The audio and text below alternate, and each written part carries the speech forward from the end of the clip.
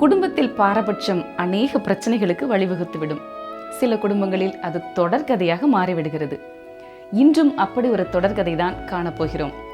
தான் அனுபவித்ததையே தன் பிள்ளைகளுக்கும் காண்பிக்கும் கோத்திரப்பிதா. என்ன சொல்ல?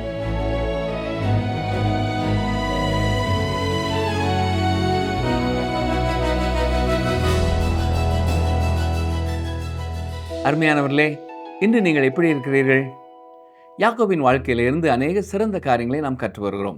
பல காரியங்களை உங்கள் வாழ்க்கையிலே செயல்படுத்த நீங்களும் திட்டமிட்டு இருப்பீர்கள் என்று விசுவாசிக்கிறோம். இந்த நிகழ்ச்சிகளை நீங்கள் உட்கார்ந்து பார்த்து கொண்டே இருக்க வேண்டும் என்பது முக்கியமல்ல.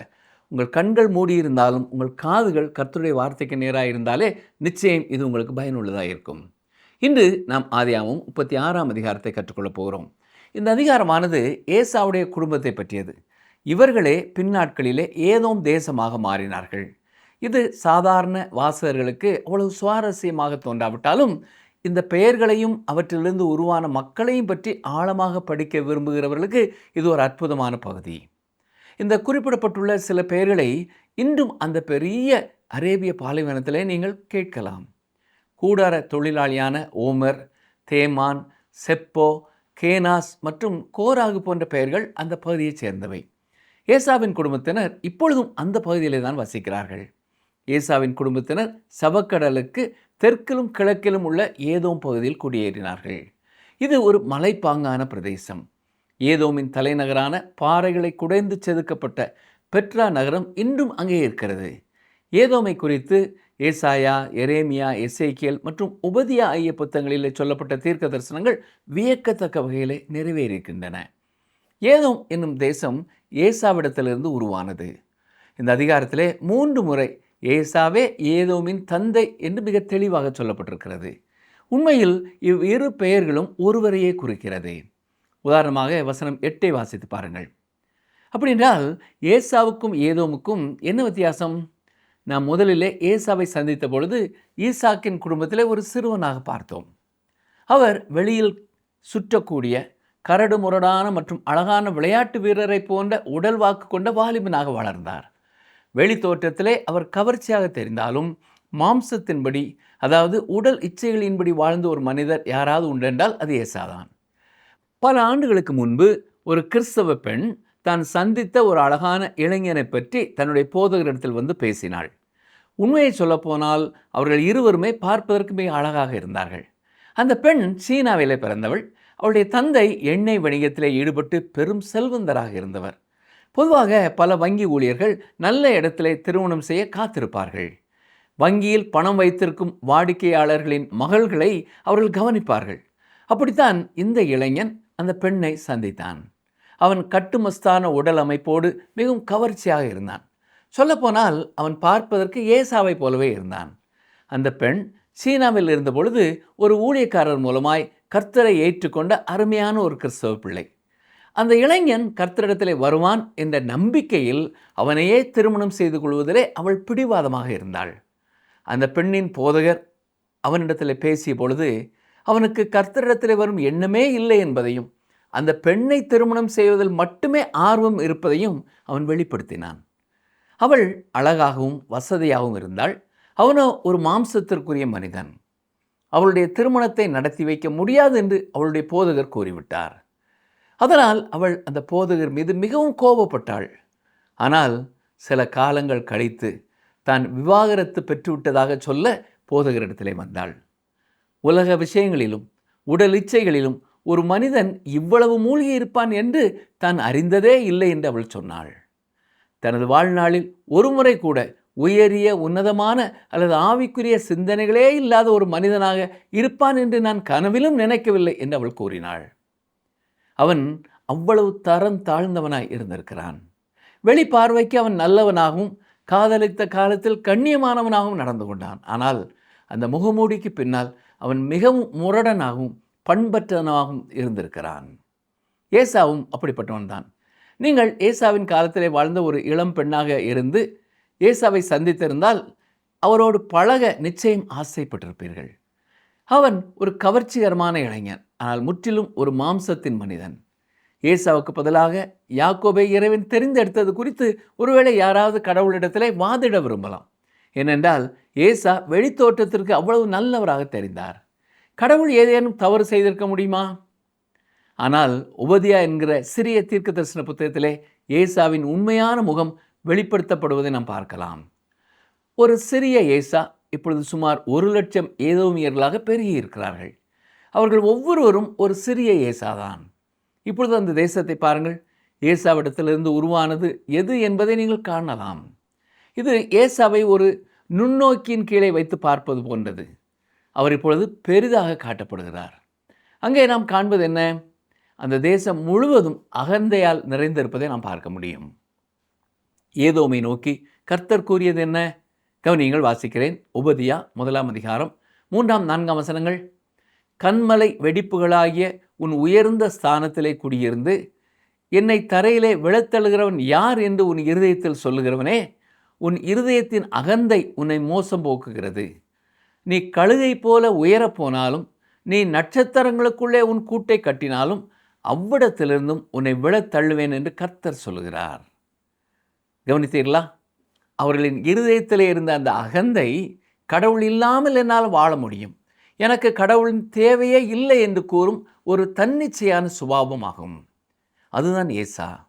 பழைய ஏற்பாட்டின் கடைசி புத்தகத்திலே கடவுள், நான் யாக்கோபை நேசித்தேன், ஏசாவையோ வெறுத்தேன் என்று சொல்லியிருக்கிறார். இந்த மனிதர்கள் வாழ்ந்து முடித்து 1000 ஆண்டுகளுக்கு பிறகே கடவுள் இதை சொன்னார். ஆனால் ஏசாவின் இருதயம் எப்படிப்பட்டது என்பதை ஆரம்பத்திலேயே அவர் அறிந்திருந்தார். வரலாறு முழுவதும் அவர்கள் வாழ்ந்த விதத்தை பார்த்த பிறகு கடவுளின் கணிப்பு எவ்வளவு சரியானது என்பது இப்பொழுதும் நம் அனைவருக்கும் தெளிவாக தெரிகிறது. சரி, ஆதியாகமம் 36ஆம் அதிகாரம் 1ஆம் வசனத்தை பாருங்கள். ஏதோமியரின் தகப்பனாகிய ஏசாவின் வம்ச வரலாறு. ஏசா என்றால் ஏதோமைத்தான் குறிக்கிறது. வசனங்கள் 2, 3. ஏசா கானான் தேசத்து பெண்களில் ஏத்தியனான ஏலோனின் குமாரத்தியாகிய ஆதாளையும், ஏவியனாகிய சிபியோனின் குமாரத்தியும், ஆனாகின் குமாரத்தியுமாகிய அகோலிபாமாளையும், இஸ்மவேலின் குமாரத்தியும், நெபாயோத்தின் சகோதரியுமாகிய பஸ்மாத்தையும் விவாகம் பண்ணியிருந்தான். ஏசா ஏற்கனவே 2 கானானிய பெண்களையும் அதோடு ஒரு இஸ்மவேல பெண்ணையும் திருமணம் செய்து கொண்டார் என்பது உங்களுக்கு நினைவில் இருக்கலாம். ஆதியாகமம் 36ஆம் அதிகாரம் 6, 7 வசனங்களை பாருங்கள். ஏசா தன் மனைவிகளையும் தன் குமாரரையும் தன் குமாரத்திகளையும் தன் வீட்டிலுள்ள யாவரையும் தன் ஆடு மாடுகளையும் மற்ற ஜீவ ஜந்துக்கள் யாவையும் தான் கானான் தேசத்திலே சம்பாதித்த ஆஸ்தி முழுவதையும் சேர்த்து கொண்டு தன் சகோதரனாகிய யாக்கோபை விட்டு பிரிந்து வேறே தேசத்துக்கு போனான். அவர்களுடைய சம்பத்து மிகுதியாக இருந்தபடியினால் அவர்கள் ஒருமித்து குடியிருக்க கூடாமல் போயிற்று. அவர்களுடைய மந்தைகளின் நிமித்தமாய் அவர்கள் தங்கியிருந்த பூமி அவர்களை தாங்கக்கூடாததாக இருந்தது.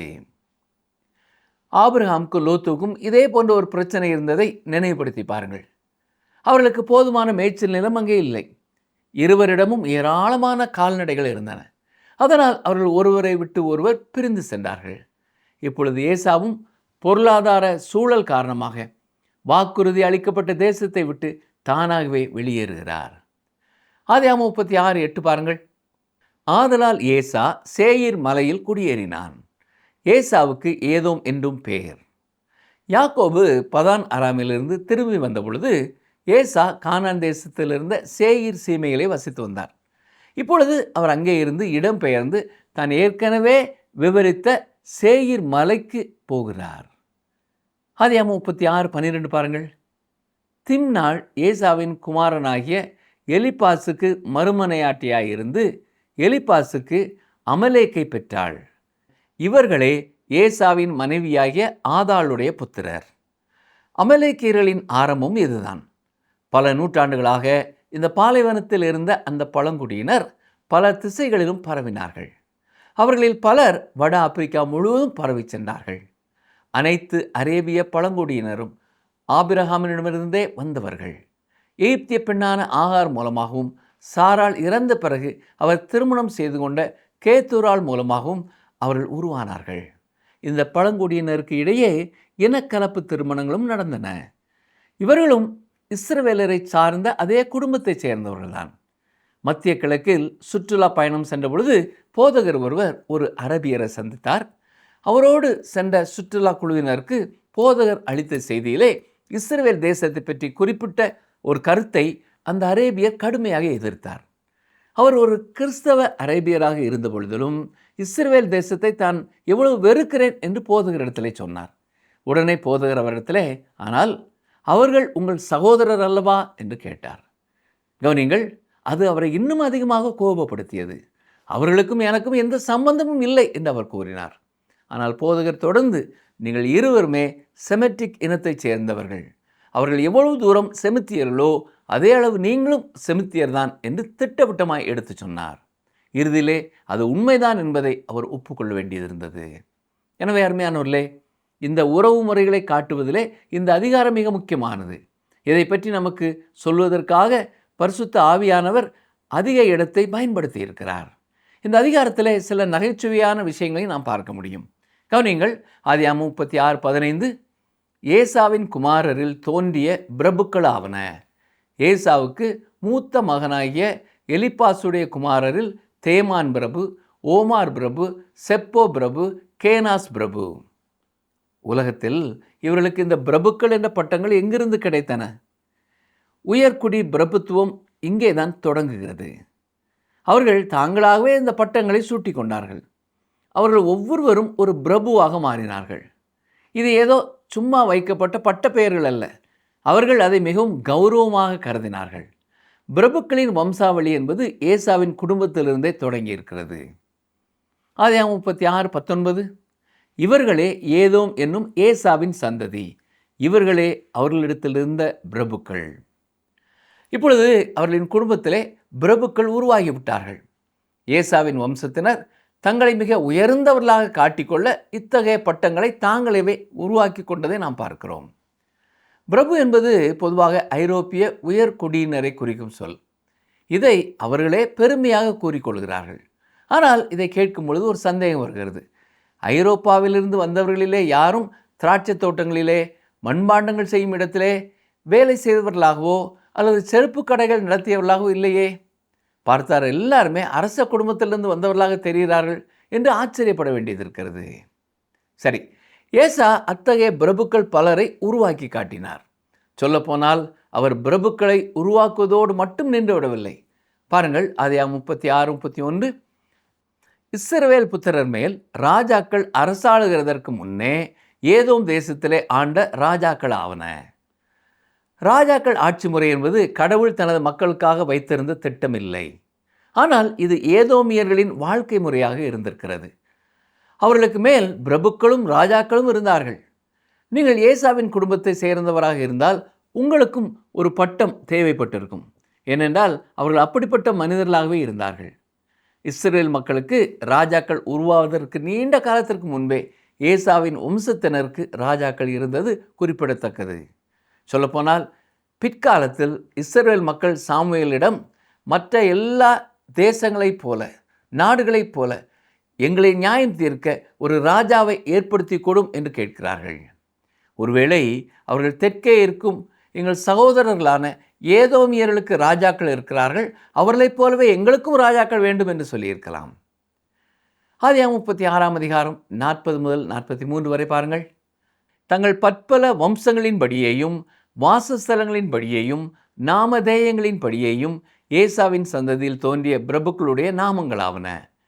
திம்னா பிரபு, அல்வா பிரபு, ஏதேத் பிரபு, அகோலிபாமா பிரபு, ஏலா பிரபு, பினான் பிரபு, கேனாஸ் பிரபு, தேமான் பிரபு, மிப்சார் பிரபு, மத்தியேல் பிரபு, ஈராம் பிரபு. இவர்களே தங்கள் சொந்தமான தேசத்திலே பற்ப இடங்களில் குடியிருந்த ஏதோம் சந்ததி பிரபுக்கள். இந்த ஏதோமியருக்கு தகப்பன் ஏசா. இது நிராகரிக்கப்பட்ட ஒரு வம்சத்தின் குடும்ப வரலாறு. இந்த அதிகாரம் அதன் இறுதி சுருக்கத்தை கொடுக்கும் பொழுது ஏசாவின் வழியில் வந்த பிரபுக்களை மீண்டும் ஒரு முறை பட்டியலிடுகிறது. இவர்கள் அனைவரும் ஒன்றாக கூடும் பொழுது ஒருவருக்கொருவர் குனிந்து வணங்கி உபசரிப்பதிலேயே அதிக நேரம் போயிருக்கும். என் சகோதரரை சந்தியுங்கள், இவர் பிரபு அல்வா என்றும், என் நண்பரை சந்தியுங்கள், இவர் பிரபு திம்னா என்றும் அறிமுகம் செய்திருப்பார்கள். அங்கிருந்த ராஜாக்களை பற்றி சொல்ல வேண்டாம். அவர்களை நேரில் பார்ப்பதே அரிதான காரியமாயிருந்திருக்கும்.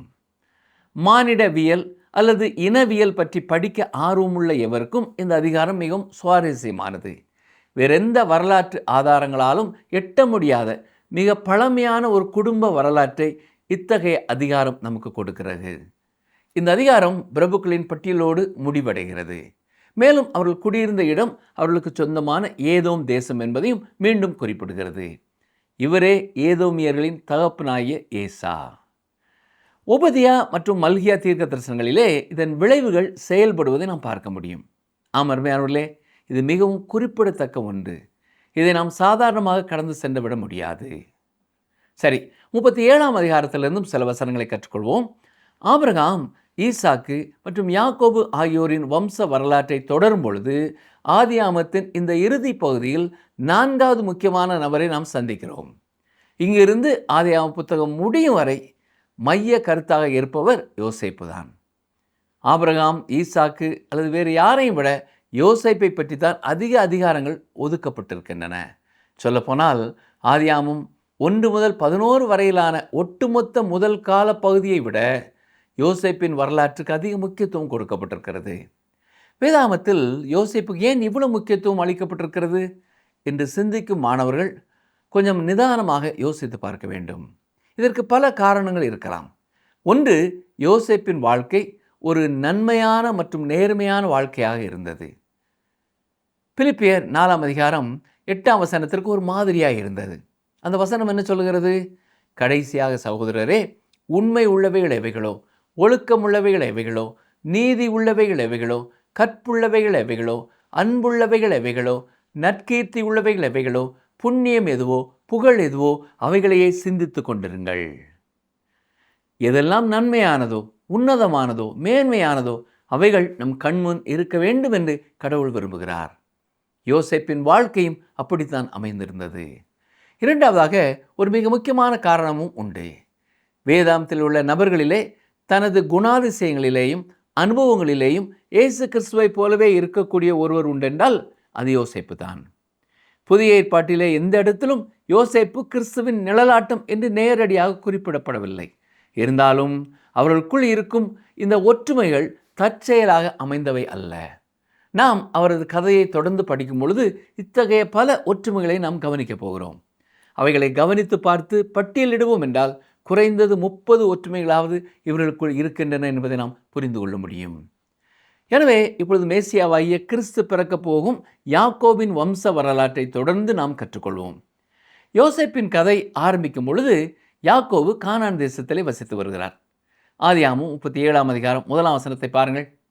யாக்கோபு தன் தகப்பன் தங்கியிருந்த கானான் தேசத்திலே குடியிருந்தான். யாக்கோபு இப்பொழுது பெத்லெகேமுக்கு தெற்கே நகர்ந்து எபிரோன் பகுதிக்கு வந்திருக்கிறார். ஆபிரகாம் வாழ்ந்து வந்த இடமும் இதுதான். இது ஐக்கியத்திற்கும் இறைவனுடன் உரையாடுவதற்கும் உரிய ஒரு இடம் என்று சொல்லலாம். ஆதியாகமம் 37:2 பாருங்கள். யாக்கோபுடைய சந்ததியின் வரலாறு. யோசேப்பு 17 வயதிலே தன் சகோதரருடனே ஆடுகளை மேய்த்து கொண்டிருந்தான். அந்த இளைஞன் பில்காள், சில்பாள் என்னும் தன் தகப்பனுடைய மறுமனையாட்டிகளின் குமாரரோடு இருந்து அவர்களுடைய துன்மார்க்கத்தை தன் தகப்பனுக்கு சொல்லி வருவான். யாக்கோபின் மகன்களான யோசேப்பு மற்றும் பென்யமீனை தவிர மற்றவர்கள் உண்மையிலேயே பெரும் பிரச்சனையான பிள்ளைகளாக இருந்ததை நாம் பார்க்க முடிகிறது. கடவுள் அவர்களுக்கு கற்பிக்க விரும்பிய பாடங்களை கற்றுக்கொள்ள இந்த மனிதர்களுக்கு நீண்ட காலம் பிடித்தது. கவனியுங்கள், இப்பொழுது நம்முடைய கவனம் யாக்கோபிடமிருந்து யோசேப்பிற்கு மாறுகிறது. இந்த சம்பவம் நடந்த பொழுது யோசேப்புக்கு வெறும் 17 வயது தான். அதாவது ஒரு 13 வயது சிறுவன், ஒரு அருமையான டீனேஜ் பாய். மந்தைகளை மேய்த்து கொண்டிருந்த அந்த ஆண்களில் யோசேப்பு தான் மிக இளையவன். பென்யமீன் இன்னும் மிக சிறியவனாக இருந்ததால் வீட்டிலே இருந்தான். யோசேப்பு தனது சகோதரர்களை பற்றிய கெட்ட செய்தியை தன் தந்தையிடம் கொண்டு சென்றான். நிச்சயமாக இது அவர்களுக்கு பிடிக்கவில்லை. அவர்கள் அவனை கோல் சொல்லி என்று அழைத்திருப்பார்கள். இதில் எந்த சந்தேகமும் இல்லை. இஸ்ரவேலின் முதிர் வயதிலே யோசேப்பு தனக்கு பிறந்ததினால் இஸ்ரவேல் தன் குமாரர் எல்லாரிலும் அவனை அதிகமாய் நேசித்து அவனுக்கு பல வருணமான அங்கை செய்வித்தான் என்று 3வது வசனத்திலே வாசிக்கிறோம். யாக்கோபு தன் சொந்த வீட்டிலிருந்தே ஒரு பாடத்தை கற்றிருக்க வேண்டும். ஒரு குடும்பத்தில் ஒருவருக்கு மட்டும் அதிக முக்கியத்துவம் கொடுப்பது பிரச்சனையை உண்டாக்கும் என்று அவர் அறிந்திருந்தார். அவருடைய தந்தை மூத்த மகனுக்கு முக்கியத்துவம் கொடுத்ததை அவர் அறிவார். அதனால்தான் புறக்கணிக்கப்பட்ட பொழுது எப்படி இருந்திருக்கும் என்பதும் அவருக்கு தெரியும். ஆனால் இங்கும் அவர் அதே தவறை செய்கிறார். ராகேல் தான் அவர் உண்மையிலேயே நேசித்த மனைவி, அவர் வாழ்க்கையிலே கிடைத்த ஒரே உயரிய செல்வம். இதையும் யோசேப்பு ஒரு மிகச்சிறந்த பையன் என்பதை வைத்து பார்க்கும்போது யாக்கோபின் உணர்வுகளை நம்மால் புரிந்து கொள்ள முடிகிறது. இவையெல்லாம் உண்மையாக இருந்தாலும் அது ஒரு காரணமாகாது. அவர் யோசேப்புக்கு அந்த பலவர்ணமான அங்கியை செய்திருக்கக்கூடாது. இந்த பலவர்ண அங்கி என்பதற்கு நீண்ட கை வைத்த அங்கி என்பது மற்றொரு பொருத்தமான மொழிபெயர்ப்பாக இருக்கலாம். அந்த நாட்களிலே சாதாரண உடைகள் என்பவை 10 அடி நீளமுள்ள ஒரே துணியால் ஆனவை. அதன் நடுவிலே ஒரு துளையிட்டு அதன் வழியாக தலையை நுழைப்பார்கள். பாதி துணி உடலின் முன்பக்கமும் பாதி துணி உடலின் பின்பக்கமும் தொங்கும். இடுப்பை சுற்றி அதை கட்டி கொள்வார்கள் அல்லது பக்கவாட்டிலே தைத்து கொள்வார்கள். இதுதான் அவர்களின் அங்கி. அதில் கைகள் இருக்காது. எனவே ஒருவருடைய அங்கியில் கைகளை இணைப்பது அவரை மற்றவர்களிடத்திலிருந்து வேறுபடுத்தி காட்டும். அதேபோல பல வண்ணங்களை கொண்ட அங்கியாக இருந்தாலும் நிச்சயமாக அது அவரை தனித்து காட்டும். ஆதியாகமம் 37ஆம் அதிகாரம் 4ஆம் வசனம் பாருங்கள். அவனுடைய சகோதரர் எல்லாரிலும் அவனை தங்கள் தகப்பன் அதிகமாய் நேசிக்கிறதை அவன் சகோதரர் கண்டபோது அவனோடைய பட்சமாய் பேசாமல் அவனை பகைத்தார்கள். இயல்பாகவே தந்தை அவனுக்கு மட்டும் காட்டிய அந்த விசேஷித்த அன்பினால் சகோதரர்கள் அவனை வெறுத்தார்கள். அவர்களால் அவனிடத்திலே அமைதியாக கூட பேச முடியவில்லை. எனவே இங்கும் அந்த குடும்பத்திற்குள்ளே ஒரு பெரிய மோதல் உருவாவதை நாம் பார்க்கிறோம். அருமையானவர்களே, அது யாருடைய குடும்பமாக இருந்தாலும் சரி, பாவம் குடும்பத்தை பாழாக்கிவிடும். பாவம் வாழ்க்கையை சீரழிக்கும், குடும்பங்களை சிதைக்கும், சமூகங்களையும் நாடுகளையும் கூட அழித்துவிடும். இன்று நம்முடைய குடும்பங்களிலும் நகரங்களிலும் நாடுகளிலும் இருக்கும் அத்தனை பிரச்சனைகளுக்கும் ஒரே ஒரு அடிப்படை காரணம்தான் இருக்கிறது. அதைத்தான் கடவுள் பாவம் என்று சொல்லுகிறார். இங்கே சிறுவன் யோசேப்பு பாரபட்சத்தின் இலக்காக இருப்பதை நாம் பார்க்கிறோம். அவனுடைய தந்தை அன்பு செலுத்துவதிலே பாரபட்சம் காட்டினார். அவனது சகோதரர்களோ வெறுப்பதில் பாரபட்சம் காட்டினார்கள். அருமையானவர்களே, இன்று நாம் ஏசா மற்றும் யோசேப்பு ஆகிய இருவருடைய வாழ்க்கை பக்கங்களையும் புரட்டி பார்த்தோம். இதிலிருந்து நம்முடைய ஆவிக்குரிய வாழ்க்கைக்கான சில பாடங்களை மீண்டும் நினைவுபடுத்திக் கொள்வோம்.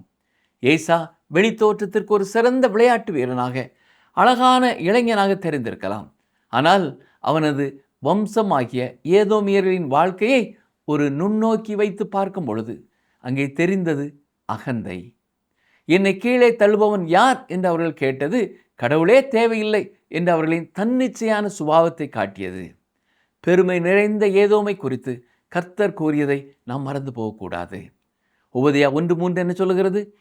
கண்மலை வெடிப்புகளாகிய உன் உயர்ந்த ஸ்தானத்திலே குடியிருந்து என்னை தரையிலே விழத்தழுகிறவன் யார் என்று உன் இருதயத்தில் சொல்லுகிறவனே, உன் இருதயத்தின் அகந்தை உன்னை மோசம் போக்குகிறதே. இன்று நாமும் நம்முடைய திறமைகள், அழகு அல்லது செல்வாக்கை கண்டு எனக்கு கடவுள் எதற்கு என்று நினைக்கிறோமா? அந்த அகந்தை நம்மை மெதுவாக அழிவுக்கே வழிநடத்தும் என்பதை நாம் மறந்து போகக்கூடாது. யாக்கோபின் குடும்பத்திலே நாம் பார்த்தது போல பாரபட்சமும் பொறாமையும் அந்த உறவுகளை சிதைத்தன. தந்தை காட்டிய அதிகப்படியான அன்பும் சகோதரர்கள் காட்டிய கடும் வெறுப்பும் ஒரு பெரும் மோதலுக்கு வழிவகுத்தது. இதற்கு அடிப்படை காரணம் பாவம். அது தனி மனித வாழ்வை மட்டுமல்ல, ஒட்டுமொத்த தேசத்தையும் சீரழிக்கும் வல்லமை கொண்டது. மேலும் ஏசா மாம்சத்தின்படி வாழ்ந்த ஒரு மனிதன். ஆனால் யோசேப்பு பிலிப்பியர் 4:8 உண்மையான, நீதியான மற்றும் நேர்மையான வாழ்க்கை வாழ்ந்தவர். அதனால்தான் வேதாமம் அவருக்கு அத்தனை முக்கியத்துவத்தை கொடுக்கிறது. அவர் வரப்போகும் மேசியாவாகிய இயேசு கிறிஸ்துவுக்கு ஒரு நிழலாட்டமாய் திகழ்கிறார். நம்மை நாமே சற்றே ஆராய்ந்து பார்ப்போமா? நம்மிடம் இருப்பது ஏசாவின் அகந்தையா அல்லது யோசேப்பின் நட்பண்பா? வெளிப்பார்வைக்கு நாம் எப்படி இருக்கிறோம் என்பது முக்கியமல்ல, நம் இருதயத்தின் ஆழத்திலே நாம் எப்படி இருக்கிறோம் என்பதே முக்கியம். நாம் ஜெபிப்போமா?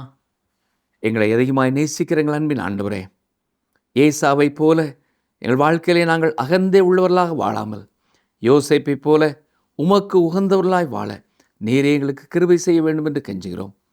இந்த என் சத்தத்தை கேட்டுக்கொண்டிருக்கிற யார் யார் குடும்பத்திலே பாரபட்சமாய் பிள்ளைகள் நேசிக்கப்படுகிறார்களோ அந்த குடும்பங்களை நீர் சந்திக்க வேண்டும் என்று சொல்லி நாங்கள் ஜெபிக்கிறோம். அப்படி நேசிப்பது பயங்கரமான விளைவுகளை உண்டாக்கும் என்பதை பெற்றோர் உணர்ந்து கொள்ள உதவி செய்யும். எந்த பிள்ளைகளை அவர்கள் கண்டிக்க வேண்டுமோ அவர்களை கண்டிக்கவும், எந்த பிள்ளைகளை உற்சாகப்படுத்த வேண்டுமோ சரியான நேரத்திலே அந்த பிள்ளைகளை உற்சாகப்படுத்தவும் நீரே உம்முடைய தூய ஆவியானவர் மூலமாய் தெளிவாய் வழிநடத்த ஒப்புக் கொடுக்கிறோம். எங்கள் ஜெபத்தை கேட்டதற்காக ஸ்தோத்திரம். தொடர்ந்து எங்களோடு பேசும் மீட்பர் இயேசு கிறிஸ்துவின் வல்லமையுள்ள நாமத்தினாலே மனத்தாழ்மையோடு வேண்டிக் கொள்கிறோம் பிதாவே, ஆமேன். சரி நேயர்களே, இன்றைய நிகழ்ச்சி உங்களுக்கு ஆசீர்வாதமாய் அமைந்திருக்கும் என்று விசுவாசிக்கிறோம். நீங்கள் கேட்ட சத்தியங்களை மற்றவர்களோடு பகிர்ந்து கொள்ளுங்கள். கர்த்தர் தாமே உங்களையும் உங்கள் குடும்ப உறவுகளையும் ஆசீர்வதித்து காப்பாராக. ஆமேன்.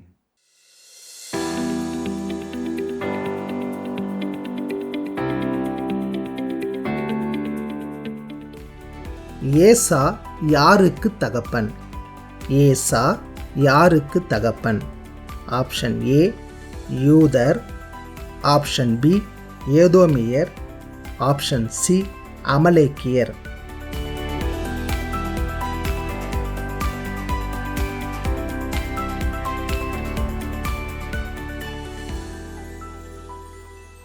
கால்களுக்கு தீபமாம் தேவ வசனத்தை ஆவலோடு கேட்க கூடி வந்திருக்கும் உங்களை தேவன் தமது வானத்து பலகணிகளை திறந்து அபரிமிதமாக ஆசீர்வதிப்பாராக. ஏசாவின் குடும்ப வரலாறை பார்த்தோம். அவரின் காலமே பிரபுக்கள் உலகில் தோன்றிய காலம். உலகின் பிற்கால ஏற்றத்தாழ்வுகளுக்கு வழிவகுத்து விட்டார் இந்த ஏசா. தொடர்ந்து அடுத்த நிகழ்ச்சியில் நாம் யோசேப்பின் வாழ்வின் ஆரம்பத்தை குறித்து பார்க்க போகிறோம். நாம் அநேக ஆவிக்குரிய பாடங்களை அவரின் வாழ்வின் மூலம் கற்றுக்கொள்ள தேவன் நமக்கு கிருபை செய்வாராக. இந்த நிகழ்ச்சி உங்களுக்கு பிடிச்சிருக்கா? அப்ப இப்பவே மிஸ்டர் கால் கொடுங்க. பரிசு வெல்றது நீங்களாவும் இருக்கலாம்.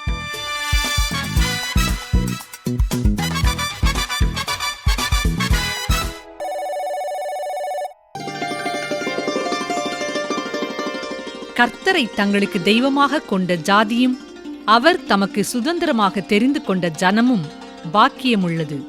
சங்கீதம் 33:12.